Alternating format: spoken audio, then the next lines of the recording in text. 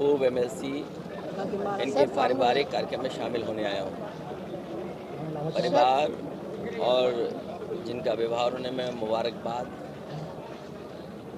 और उनका जीवन अच्छा हो, स्वस्थ हो, यही बधाई देने में पहुँचा हूँ। और फिरोज़ाबाद में कई मौक़ों पर आने का मौका मिला है। ये क्षेत्र समाजवादियों का रहा है। समय समय पर यहाँ की जनता ने कुछ परिस्थितियाँ रहती हैं कई बार, लेकिन फिरोज़ाबाद की जनता ने हमेशा समाजवादी विचारधारा और जब कभी भी नेताजी ने आह्वान किया होगा, पूरा समर्थन यहाँ की जनता ने दिया है। आने वाले समय में मुझे उम्मीद है कि न केवल फिरोज़ाबाद लोकसभा बल्कि आस पास की जो लोकसभाएं हैं वो ऐतिहासिक वोटों से जीतने जा रही हैं। मैं फिरोज़ाबाद के साथ साथ मैनपुरी की जनता का भी धन्यवाद दूंगा। और फिरोज़ाबाद के भी बहुत सारे परिवार ऐसे थे जिनकी रिश्तेदारियां मैनपुरी में थी, जिनका संपर्क मैनपुरी में था। उन्होंने लगातार हमारे चाहे प्रतिनिधि, जनता के प्रतिनिधि, विधायक रहे हों या संगठन के लोग रहे हों, उन्होंने पूरा सहयोग किया और जिसके परिणाम में मैनपुरी को ऐतिहासिक जीत मिली समाजवादी पार्टी। सर 2024 से पहले बड़ी कार्यकारिणी आपने घोषित की है, पूरी ब्रिगेड तैयार है। संगठन और संगठन के माध्यम से जनता तक अपनी बात पहुंचाना और संगठन के ही माध्यम से जनता को जोड़ने का काम करेंगे। कोई वर्ग नहीं छोड़ेंगे जिसके बीच में समाजवादी पार्टी अपनी विचारधारा लेकर के न जाए। एक बार फिर से सर पिछड़ी वर्ग पर ज़्यादा फोकस है, क्या दिखते हैं इस तरह से? कोई वर्ग, मैंने कहा हर वर्ग के बीच में समाजवादी पार्टी जाएगी, क्योंकि जो काम समाजवादी पार्टी ने करके दिखाया, आपने कल ही देखा होगा जिसमें भारत को जीत हासिल हुई। T20 मैच में भारत की जीत हुई और आपने उत्तर प्रदेश के मुख्यमंत्री जी को भी देखा होगा हाथ हिलाते हुए। उस स्टेडियम को बनाने का काम अगर किसी ने किया था तो समाजवादी लोगों ने, और समाजवादी पार्टी में बना इसीलिए अंतर्राष्ट्रीय स्तर का वहाँ मैच हो पाया। जितने आपको उसमें तस्वीरों में दिखते हैं, किसी का योगदान नहीं है उस स्टेडियम को बनाने में। और भारतीय जनता पार्टी तो वो दल है जो दूसरों का काम अपना काम बनाती है। ये क्षेत्र वो है जहाँ से बिल्कुल करीब बटेश्वर है, जहाँ पर स्वर्गीय अटल बिहारी वाजपेयी जी की जन्मस्थली रही है। मैंने कई मौक़ों पर कहा कि उनकी जन्मस्थली पे भी काम हो। ये जो इकाना स्टेडियम है ये भगवान विष्णु के नाम पर बना था, लेकिन उन्होंने अटल बिहारी वाजपेयी जी के नाम पे कर दिया। हमें कोई उससे नाराज़गी नहीं है, लेकिन क्या भारतीय जनता पार्टी को बटेश्वर में यूनिवर्सिटी या स्पोर्ट्स का इस तरह का इंफ्रास्ट्रक्चर नहीं देना चाहिए था? लोक भवन जो समाजवादियों ने बनाया उसमें भी पूर्व प्रधानमंत्री जी की प्रतिमा लगा दी। कम से कम ये अपना काम बताएं, और नाम बदलना, दूसरे का काम अपना बनाना, और ये कोई ऐसा पहला काम नहीं हो रहा। ये पहली योजना का नाम नहीं बदला जा रहा है, लगातार इसी तरह योजनाओं के नाम बदले इन्होंने। और सबसे बड़ी बात है, सबसे बड़ी, जहाँ मुगल गार्डन का नाम बदल दिया, अमृत उद्यान कर दिया। इस एक्सप्रेसवे पे आप देख लो पूरा जो आगरा लखनऊ बना है, कहीं आप समाजवादी पार्टी के नेताओं के नाम नहीं देखोगे आप, लेकिन जहाँ शौचालय करने उतरोगे आप, वहाँ पर बीजेपी ने अपना नाम लिखा दिया। और सबसे बड़ा सवाल ये है कि जिस तरीके से अर्थव्यवस्था की हालत है, जो शेयर मार्केट गिरा है, जिसका भारतीय जनता पार्टी दावा करती थी कि उनके प्रयास से कोई उद्योगपति दुनिया में नंबर 1 होने जा रहा है, बताओ आज वो कहाँ पहुँच गया। और ये आंकड़े अगर नहीं संभाले गए तो न केवल देश दुनिया में हमारे उद्योगपतियों का नाम बदनाम होगा, बल्कि हमारी कई बैंकें डूब जाएंगी। मुझे याद है उत्तर प्रदेश में एक बार विभाग ने प्रोविडेंट फंड का पैसा प्राइवेट कंपनी पे लगा दिया था, और जब प्राइवेट कंपनी डूबी तो प्रोविडेंट फंड भी डूब गया। उस समय जो वरिष्ठ अधिकारी थे उनके खिलाफ कार्रवाई हुई थी, उन्हें जेल तक जाना पड़ा था। मैं ये सवाल पूछना चाहता हूँ कि अब LIC का पैसा डूब रहा है, SBI का पैसा डूब रहा है। जिस तरीके से उत्तर प्रदेश में जेल गए थे, क्या SBI के या LIC के बड़े अधिकारी जेल जाएंगे कि नहीं जाएंगे? ये तो मामला केवल 1200 करोड़ का था। और अब तो भारत का 1 लाख करोड़ का मामला है। अब भारतीय जनता पार्टी को बताना चाहिए कि आखिरकार वो क्या कार्रवाई करेगी और डूबते हुए उद्योगपतियों को कैसे बचाएगी। सर, मुलायम सिंह यादव जी को पद्म भूषण सम्मान दिया गया है, सर आप क्या कहना चाहेंगे? उस पर अभी हम नहीं कहेंगे, जब लेटर आ जाएगा तब कुछ कहेंगे। प्रदेश की राजनीति केंद्र बिंदु में है, आपने उनको प्रमोशन दिया, क्या कहना चाहेंगे? बीजेपी जानबूझ करके जो महंगाई चरम सीमा पर, उससे बात नहीं करेंगे, बेरोजगारी पे बात नहीं करेंगे।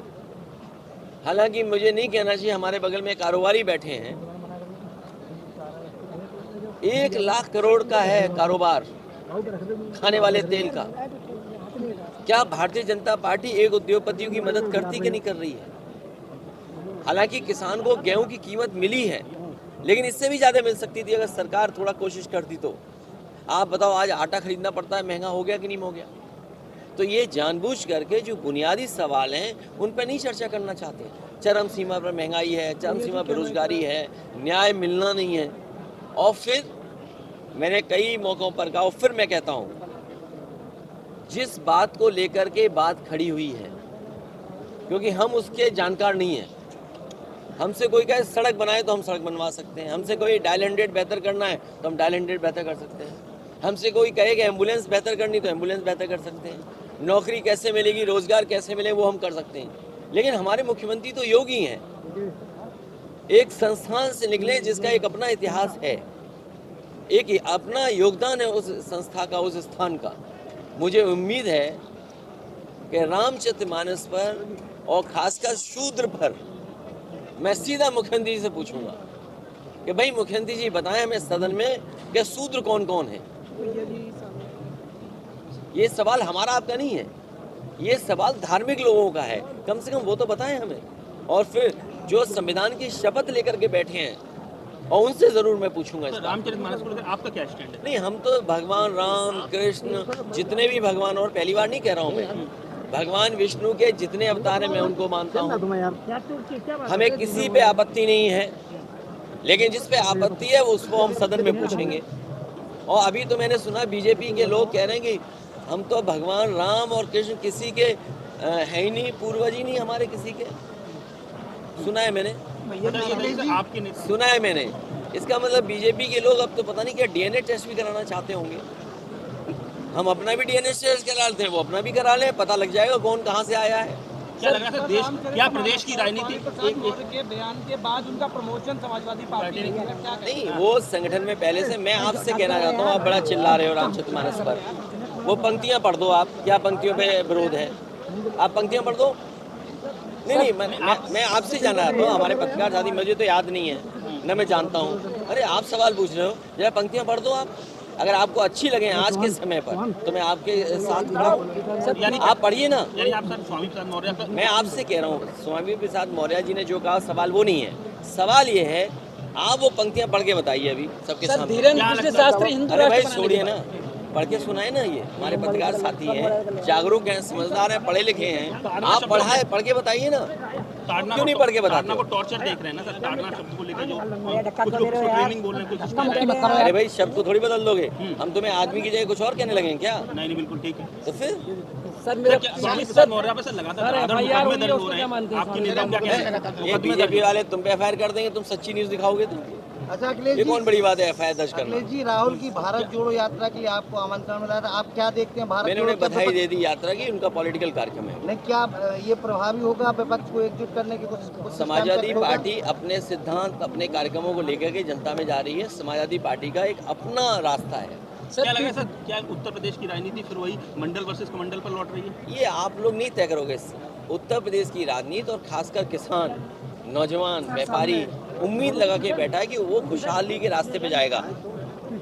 2022 बीजेपी के लिए खत्म ही नहीं हुआ है, क्योंकि खत्म हो जाएगा तो उन्हें हिसाब किताब देना पड़ेगा। किसानों की आय दोगुनी हो गई, करोड़ों नौकरी देने की बात की थी, बुलेट ट्रेन यूपी में चलाने की बात कही थी, तो उनका 2022 अभी खत्म नहीं हुआ है, 2024 में भी उनका 22 नहीं खत्म होगा, क्योंकि अगर 22 खत्म हो जाएगा तो उन्हें किसानों की आय दोगुनी का जवाब देना पड़ेगा। मैं अपना समय मत खराब करो इन चीजों पे बहस करके। सर मायावती जी ने बात की थी, आपने कहा था कि शूद्र की भी बात आपने की, तो क्या लगता है कि कहीं कोई भारतीय जनता पार्टी ये सवाल मैं सदन में पूछूंगा। नहीं सर, कुछ बोलना चाहें सर? नहीं, मैं सदन में पूछूंगा। सदन से अच्छा कोई प्लेटफॉर्म नहीं है। वही वहाँ सामने होगी भारतीय जनता पार्टी, वो जवाब देगी, और फिर समाजवादी पार्टी के जितने भी लोग, इनका मानना है जाति जनगणना हो। आखिरकार बीजेपी क्यों पीछे भाग रही है जाति जनगणना से? अखिलेश जी, जो इन्वेस्टर मीट होने वाली है, इस पे आपका क्या कहना है? अरे जो इन्वेस्टर मीट के सबसे बड़े मुख्य अतिथि होते वही डूब गए भाई। नाम लीजिए सर आप। नहीं, नाम इसलिए मैं नहीं लूंगा, किसी उद्योगपति का नाम नहीं लेंगे, लेकिन जो सबसे बड़े उद्योगपति हैं वही डूब गए, तो इन्वेस्ट कौन करेगा? पहले बीजेपी को ये बताना चाहिए कि पहले जो इन्वेस्टमेंट मीट की थी उससे कितना इन्वेस्टमेंट आया है, और उस इन्वेस्टमेंट से कितना नौकरी रोजगार मिले हैं। केवल एक मीट नहीं हुई थी, 2 हुई थी मीटें, एक डिफेंस एक्सपो और दूसरा इन्वेस्टमेंट मीट, और ये तीसरी करने जा रहे हैं। पहले दुनिया में घूम आए सब देशों में, फिर बड़े बड़े शहर घूम आए, अब जिले जिले घूम रहे हैं। अरे भाई, तुम्हें जब विदेश से इन्वेस्टमेंट नहीं आया तो जिलों से क्या इन्वेस्टमेंट मिलेगा तुम्हें?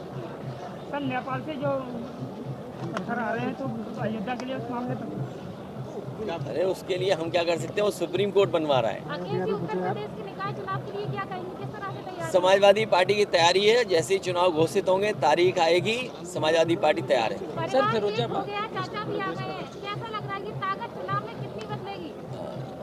उसका असर आपको दिखेगा आगे, और केवल परिवार एक होने का सवाल नहीं है।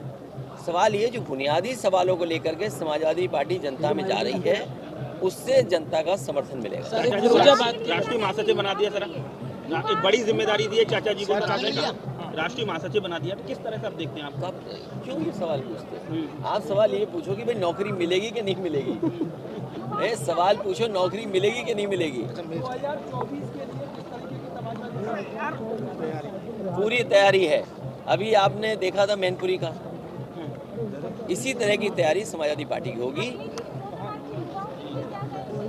मैं युवाओं से कहूंगा कि समाजवादी पार्टी से जुड़ें और समाजवादी पार्टी का सहयोग करें, जिससे कम से कम देश को हम आगे ले जा सकें और नए तरीके के काम सर कर फिरोजाबाद की लड़की भविष्य बेहतर हो। फिरोजाबाद की लड़की सोनम यादव